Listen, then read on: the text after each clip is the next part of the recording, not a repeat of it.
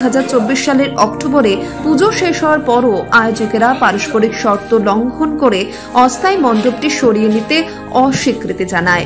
পরে তারা সেখানে একটি কালী মূর্তি স্থাপন করে। বারবার স্মরণ করিয়ে দেওয়ার পরেও দুর্ভাগ্যবশত তারা রেলওয়ে কর্তৃপক্ষকে উপেক্ষা করে মণ্ডপটিকে স্থায়ী করার উদ্যোগ নেয়।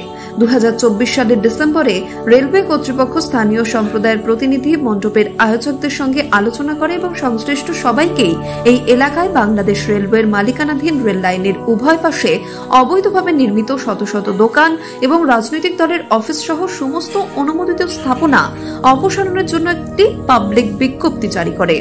অর্থাৎ তাদের দাবি বাংলাদেশের সব সম্প্রদায়ের অধিকার রক্ষায় দৃঢ়ভাবে প্রতিশ্রুতিবদ্ধ তারা, যার মধ্যে রয়েছে উপাসনালয়ের সুরক্ষা।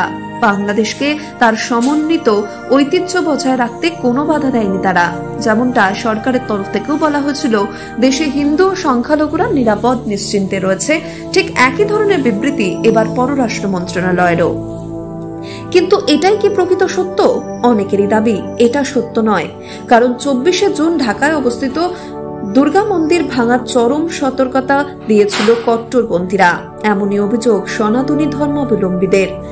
এমনকি সেনার তরফে জানানো হয় এই মন্দিরটি অপসারণের নির্দেশ রয়েছে সরকারের তরফে। পাশাপাশি সেনাবাহিনী সতর্ক করে বলেছিলেন যদি এটি অপসারণ না করা হয় তবে ভবিষ্যতে যদি কোনো অপ্রীতিকর ঘটনা ঘটে তাতে হস্তক্ষেপ করতে নারাজ সেনাবাহিনী।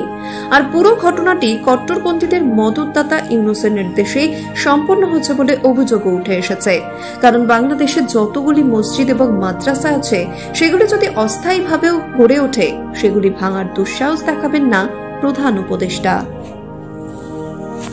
ব্যুরো রিপোর্ট, নিউজ বর্তমান।